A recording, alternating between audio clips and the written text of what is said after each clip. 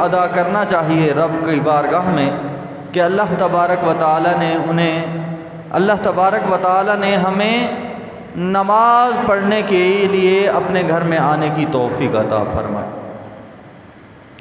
سرکار عالم صلی اللہ تعالی علیہ وآلہ وسلم پر کثرت سے درود پاک پڑھیں، کیونکہ درود پاک پڑھنے سے گناہ مٹ جاتے ہیں، اور گناہوں کو ختم کرانا ہے تو آقا پر درود پاک پڑھنا ہے۔ اور ہمارا مشن ہونا چاہیے کہ ہم زیادہ سے زیادہ درود پاک پڑھیں۔ سرکار امام زین العابدین رضی اللہ تعالی عنہ کی بارگاہ اقدس میں پوچھا گیا، آپ خاندان رسول سے ہیں، آل رسول سے ہیں، آپ یہ ارشاد فرمائیں کہ اللہ کے نبی صلی اللہ تعالی علیہ وآلہ وسلم نے ارشاد فرمایا کہ میری امت کے 73 فرقے بنیں گے، ان میں سے 72 جہنمی ہوں گے، ایک جنتی ہوگا۔ کلہم فی النار، سب کے سب جہنمی ہوں گے، الا واحدہ، سوائے ایک کے۔ ایک فرقہ، ایک گروہ جنت میں جائے گا، باقی سارے جہنم میں جائیں گے۔ تو آقا کریم علیہ السلام کے غلاموں، حضرت امام زین العابدین رضی اللہ تعالی عنہ کی بارگاہ سے پوچھا گیا، آپ ہمیں اس فرقے کے، اس گروہ کے بارے میں نشاندہی فرما دیں، اس طرف اشارہ کر دیں تاکہ ہم اس فرقے کی طرف بڑھیں، اس گروہ کی طرف بڑھیں، اس کی تابع داری کریں، اس میں رہیں، اس میں زندگی گزاریں۔ وہ کون سا دین اسلام ہے، وہ کون سا مذہب ہے جس کو ہم اختیار کر کے جنت میں جانے والے بن جائیں؟ کون سے فرقے کی بات کریں؟ یعنی آج کے اگر دور میں دیکھا جائے تو ایک سوال ہمارے ذہن میں آتا ہے، یار وہ بھی عبادت کرتے ہیں، ہم بھی عبادت کرتے ہیں، وہ بھی قرآن پڑھتے ہیں، ہم بھی قرآن پڑھتے ہیں، وہ بھی روزے رکھتے ہیں، ہم بھی روزے رکھتے ہیں، وہ بھی نیک کام کرتے ہیں، ہم بھی نیک کام کرتے ہیں، لیکن فرق کیا ہے؟ پتہ کیسے چلے کہ ہم سیدھے راستے پر چل رہے ہیں یا وہ سیدھے راستے پر چل رہے ہیں، یا ہمیں کون سا راستہ اپنانا چاہیے؟ اسی راستے کے بارے میں صحابہ نے پوچھا، اے امام زین العابدین یہ بتا دیں، آپ چراغ رسول ہیں، ہماری رہنمائی فرما دیں کہ کون سا راستہ ہمیں اختیار کرنا چاہیے، کون سی چیز کو اپنانا چاہیے جس کو اپنا کر ہم اللہ اور اس کے رسول کو راضی کر دیں اور اللہ تبارک و تعالی ہمارا فیصلہ جنت میں عطا فرما دے۔ تو یہ بڑا اہم سوال ہے، دنیا کے اندر بڑا اہم سوال ہے۔ لوگ اس بات کو سوچتے ہیں، پھر کہتے ہیں یار بس چلو نماز پڑھتے رہو، لیکن پوچھنے کی ہمت نہیں کرتے، نہ ہی اس سوال کا جواب ڈھونڈنے کی کوشش کرتے ہیں۔ آئیے بارگاہ امام زین العابدین سے پوچھ لیتے ہیں کہ آقا کریم علیہ السلام کا کس طرف اشارہ تھا، اور کون وہ لوگ ہیں جو جنت میں جائیں گے، کون وہ لوگ ہیں جو آقا کی بارگاہ میں قبول ہیں، کون وہ لوگ ہیں جو صحابہ کی بارگاہ میں قبول ہیں، وہ کون لوگ ہیں جو کامیاب ہیں اور دنیا میں بھی کامیاب ہیں اور آخرت کے اندر بھی جب سرکار دو عالم صلی اللہ تعالی علیہ وآلہ وسلم کی بارگاہ میں پیش کیے جائیں گے، آقا انہیں سینے سے لگا کر کہیں گے یہ میرا امتی ہے، یہ میرا غلام ہے، یہ مجھ سے محبت کرنے والا ہے۔ آئیے اس طرف چلتے ہیں۔ حضرت امام زین العابدین نے بڑا پیارا ارشاد فرمایا، آپ نے فرمایا جہاں دیکھو میرے نانا پر، میرے نانا محمد الرسول اللہ صلی اللہ تعالی علیہ وآلہ وسلم پر کثرت سے درود پاک پڑھا جا رہا ہو، جو گروہ آقا پر کثرت سے درود پاک پڑھتا ہو، یاد رکھ لیں ان کے پیچھے چل دینا، ان کے راستے کو ناپ لینا، ان کی رہنمائی کو حاصل کرنا، اللہ تبارک و تعالی تمہیں دنیا میں بھی کامیابی عطا فرمائے گا، آخرت میں بھی کامیابی عطا فرمائے گا۔ تو پتہ چلا آقا پر درود پاک پڑھنے کی بڑی فضیلت ہے۔ اور آقا کریم علیہ السلام کی بارگاہ میں ایک دیہاتی آیا، اور آ کر عرض کرنے لگا یا رسول اللہ صلی اللہ علیہ وسلم، میں گاؤں دیہات سے آپ کی بارگاہ میں آتا ہوں، آپ سے محبت کرتا ہوں۔ وہ گاؤں سے جب آتا تو آقا کریم علیہ الصلاۃ والسلام سے محبت کے تقاضوں کو پورا کرتے ہوئے کچھ نہ کچھ کوئی نہ کوئی چیز بارگاہ رسالت میں پیش کرتا، تحفہ لے کر آتا۔ تو آقا کریم علیہ الصلاۃ والسلام بھی اس سے بڑی محبت فرماتے۔ جب وہ کوئی چیز دیہات سے گاؤں سے لے کر آتا تو میرے کریم آقا علیہ الصلاۃ والسلام بھی اسے شہر کی کوئی چیز دیتے، کوئی تحفہ اسے ضرور عنایت فرماتے، اور آپ صلی اللہ تعالیٰ علیہ وسلم اس سے بڑی محبت فرماتے۔ محبت کا انداز کیا تھا، اور اس شخص کی محبت کا انداز کیا تھا جو دیہاتی تھا؟ اللہ کے حبیب جسے فرمائیں قربان جاؤں، آپ فرماتے یہ میرا دیہاتی شہری، یہ میرا دیہاتی دوست ہے اور میں جو ہے اس کا شہری دوست ہوں، جسے آقا فرمائیں۔ آپ فرماتے یہ میرا دیہاتی دوست ہے اور میں اس کا شہری دوست ہوں، یہ مجھ سے محبت کرتا ہے، میں اس سے محبت کرتا ہوں۔ کتنے بڑے الفاظ ہیں۔ تو اپنی اہمیت کو کم نہ کریں، اللہ کے حضور صلی اللہ تعالی علیہ وسلم سجدہ ریز ہو کر اللہ کے حبیب سے محبت کرتے رہیں، یہ محبت آپ کو کامیاب کر دے گی، اور جس سے آقا محبت کرنے لگ جائیں پھر کیا ہی بات ہے۔ میں نے جو آیت مبارکہ پڑھی ہے، قل ان کنتم تحبون اللہ، اے محبوب فرما دیجئے، اے محبوب فرما دیجئے، قل ان کنتم تحبون اللہ، جو مجھ سے محبت کرنا چاہتے ہیں، جو اللہ سے محبت کرنا چاہتے ہیں۔ ہمارا دل چاہتا ہے ہم اللہ سے محبت کریں، ہم چاہتے ہیں نا، ہم چاہتے ہیں کہ اللہ تبارک و تعالیٰ کی قربت ہمیں نصیب ہو، اللہ ہم سے پیار کرے، اللہ ہم سے محبت کرے۔ یہ دنیا میں اگر کسی کو چیز مل جائے وہ دنیا میں کامیاب ہو گیا، آخرت میں بھی کامیاب ہو گیا۔ تو ہر شخص کی یہ خواہش ہوتی ہے، ہر مسلمان کی یہ خواہش ہوتی ہے کہ اللہ ہم سے محبت کرے، اللہ ہم سے پیار کرے، اللہ تعالیٰ ہمارے معاملات میں آسانی کر دے، اللہ تعالیٰ کا فضل ہو جائے۔ تو اللہ تبارک و تعالیٰ نے بندوں کی چاہت کو نمایاں کر کے اعلان فرما دیا، فرمایا ان کنتم، قل ان کنتم، اے محبوب فرما دیجئے ان کو فرما دیجئے، تحبون اللہ، جو اللہ سے محبت کرنا چاہتے ہیں، جو اللہ سے محبت کرنا چاہتے ہیں، جو کہتے ہیں کہ ہم اللہ سے محبت کرتے ہیں، یا اللہ کی محبت ہمیں مل جائے، یا اللہ ان سے محبت کرے، یا اللہ ان سے محبت کرے، اللہ ان سے پیار کرے، تو پھر کیا کرنا ہوگا؟ کیا ان کو لاہ عمل اختیار کرنا ہوگا؟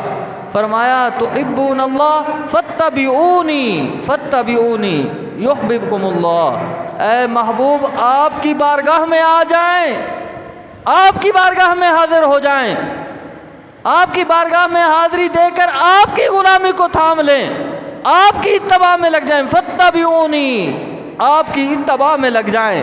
اگر یہ آپ کو راضی کر دیں گے، گویا ان کا آپ کو راضی کرنا مجھ رب کو راضی کرنا ہے۔ جس نے آقا کریم علیہ الصلاۃ والسلام کو راضی کر لیا، اس نے محبوب خدا کو راضی کر کے اللہ کو راضی کر لیا۔ اللہ تبارک و تعالی نے ارشاد فرمایا، اے میرے محبوب آپ کی اتباع میری اتباع ہے، آپ کی رضا میری رضا ہے، جس سے آپ راضی ہو جائیں گے اس سے رب بھی راضی ہو جائے گا۔ فاتبعونی یحببکم اللہ، اور اللہ تبارک و تعالی نے ارشاد فرمایا اسے میری محبت نصیب ہو جائے گی، میرا پیار اسے نصیب ہو جائے گا۔ تو دوستو، سرکار غوث اعظم رضی اللہ تعالی عنہ کا یہ مہینہ ہے اور چاند نظر آ گیا ہے۔ اللہ کے ولیوں کی کیا شان ہے۔ اللہ تعالیٰ قرآن مجید فرقان حمید میں ارشاد فرماتا ہے، الا ان اولیاء اللہ لا خوف علیہم ولا هم یحزنون، الا ان اولیاء، بے شک اولیاء اللہ کو قیامت کے دن کوئی خوف نہیں ہوگا، نہ وہ غمگین ہوں گے، نہ کوئی خوف ہوگا، نہ وہ غمگین ہوں گے۔ اب بارگاہ اولیاء سے سوال کیا جائے، انہیں قیامت کے دن کوئی خوف نہیں ہوگا۔ ان کے جتنے بھی مریدین ہیں، جتنے بھی چاہنے والے ہیں، یا اللہ وہ گناہ گار ہوں گے، جہنم میں جانے والے ہوں گے، تیرا اعلان ہو گیا انہیں خوف نہیں ہوگا، تو اللہ ارشاد فرمائے گا انہیں خوف نہیں ہوگا۔ یا اللہ وہ گناہ کرتے ہیں، اگر وہ اللہ والے آپ کی بارگاہ میں، رب کی بارگاہ میں یہ ان کی سفارش کریں گے، ان کی سفارش کو قبول کیا جائے گا، اللہ فرمائے گا میں ان کی سفارش کو قبول کروں گا۔ فرمایا پھر بھی کوئی خوف نہیں ہوگا۔ جو اولیاء اللہ کی بارگاہ میں آ کر اپنا دامن اولیاء اللہ کی بارگاہ میں بچھا دے اور اولیاء اللہ اس سے راضی ہو جائیں، خدا کی قسم وہ دنیا میں بھی کامیاب ہیں، آخرت میں بھی کامیاب ہیں۔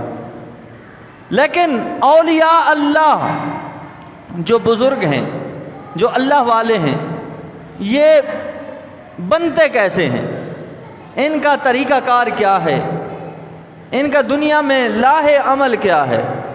یہ بھی ہماری طرح انسان ہوتے ہیں، لیکن ان کی زندگی اور موت کا ایک ہی مقصد ہوتا ہے کہ اللہ اور اس کے محبوب کو راضی کر لیں، اور جو اللہ اور اس کے محبوب کو راضی کر لیتا ہے، اللہ تبارک و تعالی دنیا کے اندر ان کو ولایت کا درجہ عطا فرما دیتا ہے۔ ولایت کیا ہے؟ ولایت یہ ہے کہ یہ جو اللہ کے برگزیدہ بندے ہیں، یہ رب کی بارگاہ میں جو بھی دعا کرے اللہ تعالیٰ ان کی دعا کو قبول فرما دیتا ہے، اور ان کا فیضان ان کے مزار اقدس سے بھی جا کر ملتا ہے۔ اگر یہ دنیا میں رہیں، ان کی اتباع کریں، ان سے تعلق جوڑے رکھیں، تو پھر یاد رکھ لیں دنیا میں یہ آپ کو فیض دیں گے، اور دنیا سے اگر یہ چلے جائیں اپنے مزارات کے اندر آرام کریں، تو پھر اگر ان کے مزار پر چلا جایا جائے تو پھر اللہ تبارک و تعالی وہاں سے بھی انہیں فیض عطا فرماتا ہے۔ سرکار غوث اعظم رضی اللہ تعالی عنہ، قربان جاؤں آپ کی سیرت پر، آپ کو اللہ تبارک و تعالی نے بے شمار کرامات سے نوازا۔ تو میں وہ عرض کر رہا تھا کہ ایک دیہاتی حضور علیہ الصلاۃ والسلام کی بارگاہ میں حاضر ہوتا، کچھ نہ کچھ تحفہ لے کر آتا، اور آقا کریم علیہ الصلاۃ والسلام بھی اسے کچھ نہ کچھ تحفہ دے کر نوازتے اور فرماتے یہ میرا دیہاتی دوست ہے اور میں اس کا شہری دوست ہوں۔ تو وہ اتنا دیہاتی جو ہے آقا کریم علیہ الصلاۃ والسلام سے اتنی محبت کرتا، اتنا پیار کرتا، لیکن تھا غریب، لیکن محبت انتہا درجے کی کرتا۔ محبت کا انداز یہ تھا، یعنی ایک مرتبہ ایسا ہوا کہ کچھ اچھی چیز بازار کے اندر ملی، یعنی کھانے کی کوئی چیز سمجھ لیں، وہ آ رہا تھا آقا کریم علیہ الصلاۃ والسلام سے ملاقات کرنے کے لیے، تو راستے میں دیکھا اس نے کہ ایک اچھی چیز رکھی ہوئی ہے، اس کا دل چاہا کہ یہ چیز کیوں نہ آقا کریم علیہ الصلاۃ والسلام کی بارگاہ میں پیش کیا جائے۔ تو وہ اس شخص نے وہ چیز خرید لی، اب جیب میں دیکھا تو پیسے نہیں ہیں، اس شخص کو کہنے لگا میں ابھی جا رہا ہوں آقا کریم علیہ الصلاۃ والسلام کی بارگاہ میں، واپسی پہ تمہیں پیسے دے دوں گا۔ تو اس نے وہ چیز اس کو دے دی، وہ چیز بڑی قیمتی بھی تھی اور خوبصورت بھی تھی اور کھانے میں لذیذ بھی تھی۔ تو اس غلام نے آقا کریم علیہ الصلاۃ والسلام کی بارگاہ اقدس میں وہ چیز پیش کر دی۔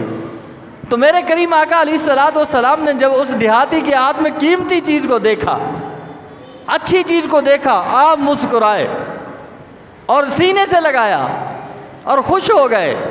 اور یہ ایسا دیہاتی دوست تھا، اللہ کے حبیب اس کی کسی بات کا برا نہیں مناتے تھے، بلکہ اس سے مل کر خوش ہوتے تھے۔ جو شخص اللہ کے حبیب سے والہانہ محبت کرے، والہانہ پیار کرے، اللہ کے حبیب اس سے بے دریغ اسے پیار کرتے ہیں، اس سے بہت زیادہ خوشی سے ملتے ہیں۔ میرے کریم آقا علیہ الصلاۃ والسلام کی بارگاہ میں وہ چیز پیش کر کے عرض کرتا ہے یا رسول اللہ صلی اللہ علیہ وسلم، میں نے جو آپ کو ابھی تحفہ دیا آپ کو قبول ہے؟ میرے کریم آقا علیہ الصلاۃ والسلام نے ارشاد فرمایا پہلے کسی تحفے کو ہم نے قبول نہیں کیا۔ تو اس نے عرض کی یا رسول اللہ صلی اللہ علیہ وسلم، بے شک آپ نے میرے ہر تحفے کو قبول کیا ہے، یہ قیمتی تحفہ تھا، اللہ کے حبیب صلی اللہ تعالیٰ علیہ وسلم نے فرمایا کہ اس تحفے کو ہم نے دل سے قبول کیا ہے۔ تو جب یہ فرمایا تو اللہ کے حبیب کی بارگاہ میں اس دیہاتی دوست نے یہ عرض کی، اے اللہ کے حبیب، آپ نے قبول کیا ہے تو یہ میں ادھار لے کر آیا ہوں، آپ اس کے پیسے بھی مجھے عطا کر دیں۔ اب تحفہ لے کے آئے ہیں حضور علیہ الصلوۃ والسلام کے لیے، ادھار لے کر آئے ہیں۔ تو میرے کریم آقا علیہ الصلوۃ والسلام مسکرائے اور سینے سے لگا کر فرمایا، تو میری محبت میں لے کر آیا ہے، اللہ تبارک و تعالیٰ تجھے شان عطا فرمائے گا۔ اور سن، تو میرے سے اتنی محبت کرتا ہے، اتنی قیمتی چیز لے کے آ گیا، وہ بھی ادھار۔ تو پھر آقا کریم علیہ الصلوۃ والسلام نے اپنے غلاموں سے ارشاد فرمایا، کوئی ہے جو اس تحفے کی قیمت ادا کر دے؟ تو فرمایا جس وقت یہ اعلان ہوا تو سیدنا صدیق اکبر رضی اللہ تعالیٰ عنہ نے اس تحفے کی قیمت وصول فرما کر اس دیہاتی کو دے دی، گھر سے پیسے لیے اور اس دیہاتی کو دے دیے، اور وہ خوشی خوشی چلا گیا۔ میرے کریم آقا علیہ الصلوۃ والسلام کی والہانہ محبت دیکھیں اس دوست سے، اس دیہاتی دوست سے۔ جب وہ دیہاتی دوست چلا گیا، پھر کچھ دن ایسے گزرے کہ کافی دن وہ آیا نہیں، تو میرے کریم آقا علیہ الصلوۃ والسلام اس کی تلاش میں گھر سے نکل پڑے۔ آقا کریم علیہ الصلوۃ والسلام اس دیہاتی دوست کو ملنے کی خاطر اس کے گھر کی طرف نکلے، دیکھا تو وہ بازار میں مل گیا، بازار میں کچھ خرید رہا تھا۔ اور تو میرے کریم آقا علیہ الصلوۃ والسلام کی شان کو دیکھیں، محبت کو دیکھیں۔ میرے کریم آقا علیہ الصلوۃ والسلام نے اس دیہاتی دوست کے کندھے پر ہاتھ رکھا، کچھ روایات کے اندر آتا ہے کہ اس کی آنکھوں پر ہاتھ رکھ لیے اور فرمایا تم کون ہو؟ وہ چپ ہو گیا۔ پھر اس نے پوچھا آپ کون ہو؟ اس نے کہا پہچانو تو پھر مانوں۔ کہہ رہا لگتا تو اللہ کے حبیب ہیں، لگتے تو اللہ کے محبوب ہیں، مجھے تو آپ کی خوشبو، آپ کے ہاتھوں کی خوشبو یہ بتا رہی ہے کہ آپ محبوب خدا ہیں۔ بس یہ کہنا تھا، حضور علیہ الصلوۃ والسلام نے پھر اسے سینے سے لگا لیا۔ یہ محبت کے والہانہ انداز ہوتے ہیں۔ تو دوستو، جو بھی اللہ کے حبیب سے محبت کرتا ہے اللہ تبارک و تعالیٰ اسے بہت سارے انعامات سے نوازتا ہے۔ تو پھر میرے کریم آقا علیہ الصلوۃ والسلام نے مزاحاً ارشاد فرمایا آج میں تجھے بیچوں گا، آج تجھے اسی بازار میں بیچوں گا۔ تو وہ غلام عرض کرنے لگا، یا رسول اللہ صلی اللہ علیہ وسلم، میں ایک دیہاتی ہوں، میں غریب آدمی ہوں، مجھے بیچ کر آپ کو پیسے کم ملیں گے، آپ مجھے بیچے نہیں بلکہ اپنی خدمت میں قبول کر لیں، میں ساری زندگی آپ کی خدمت کروں گا۔ تو میرے کریم آقا علیہ الصلوۃ والسلام نے اسے سینے سے لگا کر ارشاد فرمایا، یہ میرا قریبی دوستوں میں سے ایک دوست ہے، اسے محبت عطا فرمائی اور اس نے ساری زندگی آقا کی غلامی کی۔ تو دوستو، جو آقا سے محبت کرتا ہے اللہ تبارک و تعالیٰ کے حبیب اسے سینے سے لگا لیتے ہیں۔ یہ نہیں ہے کہ اب ہمارے سامنے آقا کریم علیہ الصلوۃ والسلام وصال فرما گئے ہیں تو ہم محبت نہیں کر سکتے۔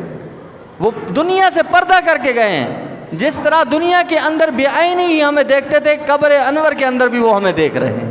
اور جو امتی ان سے محبت کرتا ہے اللہ کے حبیب بھی وہاں سے ان سے محبت فرما رہے ہیں۔ یہ ہمارا عقیدہ، یہ ہمارا ایمان ہے۔ سرکار غوث اعظم رضی اللہ تعالیٰ عنہ بڑی شان والے ولی، اللہ تبارک و تعالیٰ نے ایسی ایسی کرامات آپ کو دیں کہ دنیا نے آپ کو دیکھ کر کلمہ پڑھا، اور ان کی شان کے کیا ہی کہنے ہیں۔ سرکار غوث اعظم رضی اللہ تعالیٰ عنہ وہ ولی ہیں کہ اللہ تبارک و تعالیٰ نے انہیں یہ سعادت عطا فرمائی ہے۔ آپ کی ولادت باسعادت رمضان المبارک کے اندر ہوئی۔ جب آپ کی ولادت باسعادت ہوئی تو وہ تقریباً 29 شعبان یعنی آخری تاریخ تھی۔ اب اس دن بادل تھے اور بادلوں کا ایسا بسیرا تھا کہ پتہ نہیں چل رہا تھا کہ آج چاند نظر آیا یا نہیں آیا۔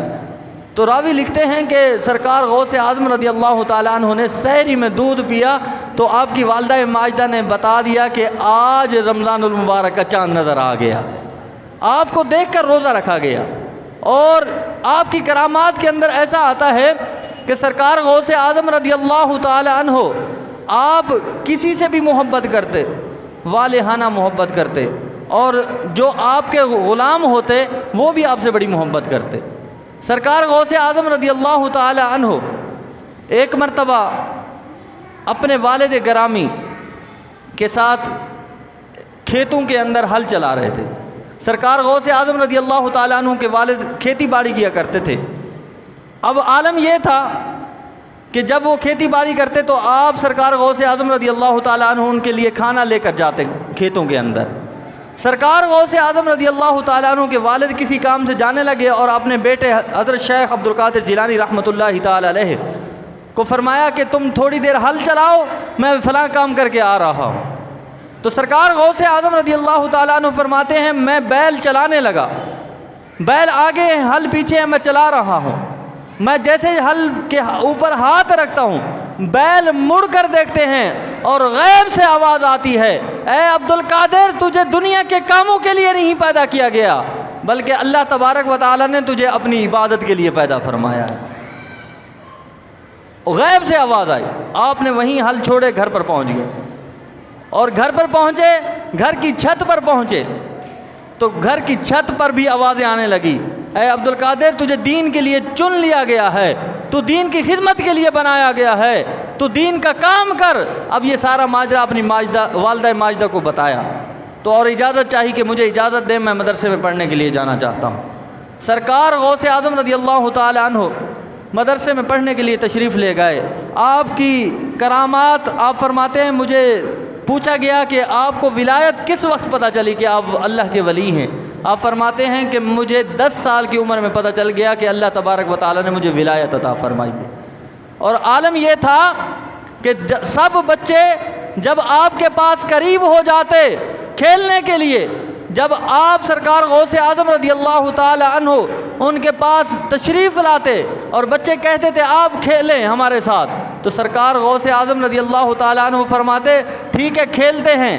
کھیلنے کا انداز کیا ہوتا تھا آپ کے بارے میں لکھا جاتا ہے، جب آپ کھیلنے کے لیے شروع کرتے آپ بچوں کو کہتے میں کہوں گا لا الہ الا اللہ، تم سب مل کر کہنا محمد الرسول اللہ۔ یہ آپ کی کرامات ہے۔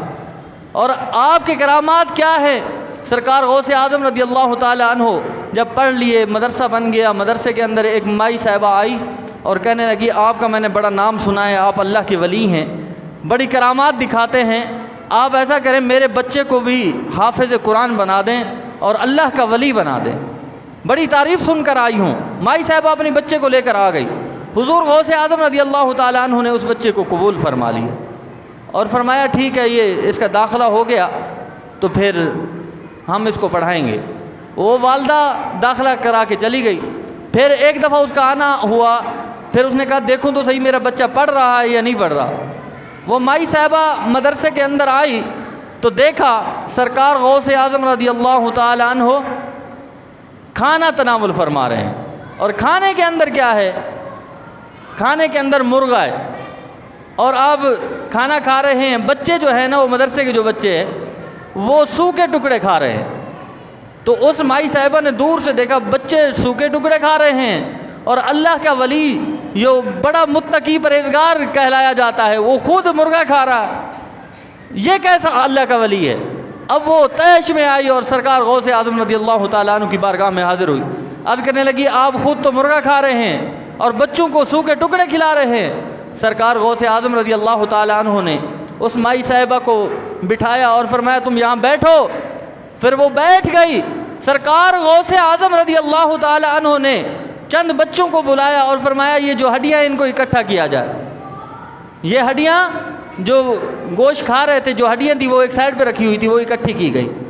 اب وہ ہڈیاں اکٹھی ہوئیں تو سرکار غوث اعظم رضی اللہ تعالیٰ عنہ نے فرمایا کہ ان کو اکٹھا کرو، وہ اکٹھی ہو گئیں۔ سرکار غوث اعظم رضی اللہ تعالیٰ عنہ نے اپنا دست مبارک اس ہڈیوں پر پھیرا، آپ کا دست مبارک ان ہڈیوں پر لگنا تھا، اللہ تبارک و تعالیٰ نے اس مرغی کو پھر زندہ فرما دیا۔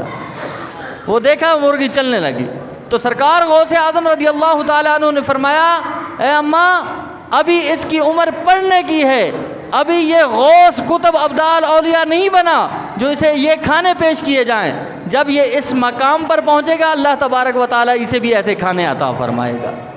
تو سرکار غوث اعظم رضی اللہ تعالی عنہ کی بے شمار کرامات ہیں۔ ایک مائی صاحبہ تھیں، وہ اس کا ایک ہی بیٹا تھا، اور بیٹا اکلوتا ہو تو وہ بڑا پیارا ہوتا ہے۔ اور بڑی حفاظت سے، بڑے پیار سے، بڑے ناز سے اس کو پالا گیا تھا۔ سرکار غوث اعظم رضی اللہ تعالی عنہ کی کرامت کیا ہی کہنے ہیں۔ اس بچے کی جوانی آ گئی، اس بچے کی جب جوانی ہوئی تو اس کی ماں نے اس کا رشتہ طے کیا اور شادی کے لیے تاریخ مقرر ہو گئی۔ جب شادی کی تاریخ مقرر ہوئی تو وہ ایک دریا تھا، دریا کے پار جو ہے وہ دلہن یعنی لڑکی رہتی تھی۔ اب یہ بیٹا جوان ہو گیا ہے، اس کے نکاح کا وقت آیا، اب بارات لے کر یہ دریا سے اس طرف جانا تھا۔ اب یہ بیٹا براتیوں کے ساتھ کشتی کے اندر سوار ہوا، اور کشتی کے اندر سوار ہو کر جب یہ سمندر کراس کر رہا تھا، راستے کے اندر سمندر کی اتنی لہریں آئیں وہ کشتی ڈوب گئی، براتیوں سمیت وہ دولہا بھی ڈوب گیا اور فوت ہو گیا۔ اب ایک مائی صاحبہ ہے، وہ سمندر پر بیٹھی ہوئی اور بیٹھی رو رہی ہیں۔ سرکار غوث اعظم رضی اللہ تعالی عنہ کا وہاں سے گزر ہوا۔ آپ نے پوچھا اماں کیوں روتی ہو، کیا وجہ ہے؟ وہ زاروں قطار روئے جا رہی ہے، کہنے لگی بیٹا بات یہ ہے، میرا ایک ہی بیٹا تھا اور جوان بیٹا تھا، اس کی میں نے شادی مقرر کی تھی، نکاح کے لیے تاریخ مقرر ہو چکی تھی، میرا بیٹا اس دریا سے جا رہا تھا اور وہ راستے میں کشتی ڈوب گئی، فوت ہو گیا، باراتیوں سمیت وہ فوت ہو گیا ہے۔ اب وہ اکلوتا تھا، میرا ایک ہی بچہ تھا، میری دنیا وہی تھی اور میری محبت بھی وہی تھی، اب میں یہاں آ کر بیٹھ جاتی ہوں، اس سمندر پر رو کر چند آنسو بہا کر چلی جاتی ہوں، دل کو تسلی دے دیتی ہوں۔ سرکار غوث اعظم رضی اللہ تعالی عنہ کی آنکھوں سے بھی آنسو آ گئے جب اس کی آہوزاری سنی۔ فرمایا اماں کیا ہی اچھا ہو اگر تمہارا بیٹا براتیوں سمیت واپس آ جائے۔ آپ کا یہ کہنا تھا۔ مائی صاحبہ کے دل کے اندر ایک خواہش اٹھی، عرض کرنے لگی آپ تو غوث ہیں، آپ تو بڑے اللہ والے ہیں، اگر آپ ایسا کہہ رہے ہیں تو ایسا ہو سکتا ہے، آپ اللہ کی بارگاہ میں دعا کریں، اللہ تبارک و تعالیٰ میرے بیٹے کو زندگی عطا فرما دے۔ اس مائی صاحبہ کا کہنا تھا، اللہ تبارک و تعالیٰ کی بارگاہ میں سرکار غوث اعظم رضی اللہ تعالیٰ عنہ نے دعا کی، اللہ تبارک و تعالیٰ نے اس کشتی کو براتیوں سمیت دولہے سمیت دوبارہ اوپر کر دیا، سمندر نے اٹھا دیا اس کو۔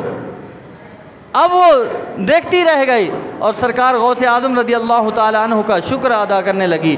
آپ سرکار غوث اعظم رضی اللہ تعالیٰ عنہ نے فرمایا میرا شکریہ ادا کرنے کی ضرورت نہیں ہے، یہ اللہ تعالیٰ کا آپ پر فضل ہو گیا ہے، تم اللہ تعالیٰ کی بارگاہ میں دعا کیا کرو، اللہ تبارک و تعالیٰ تمہیں دنیا کی نعمتوں سے اور بھی نوازے گا۔ تو پتہ یہ چلتا ہے کہ اللہ والوں کی صحبت میں اگر انسان چلا جائے، ان کی صحبت کو اختیار کر لے اور اللہ کی عبادت کرے اور اولیاء اللہ کا دامن تھام کر رب کی بارگاہ میں کوئی بھی دعا کی جائے جو جائز اور نیک ہو، اللہ تبارک و تعالیٰ ناممکن کو بھی ممکن بنا دیتا ہے۔ اللہ تبارک و تعالیٰ ہمیں عمل کی توفیق عطا فرمائے۔ وآخر دعوانا ان الحمد للہ رب العالمین۔ سنتیں ادا فرمائے۔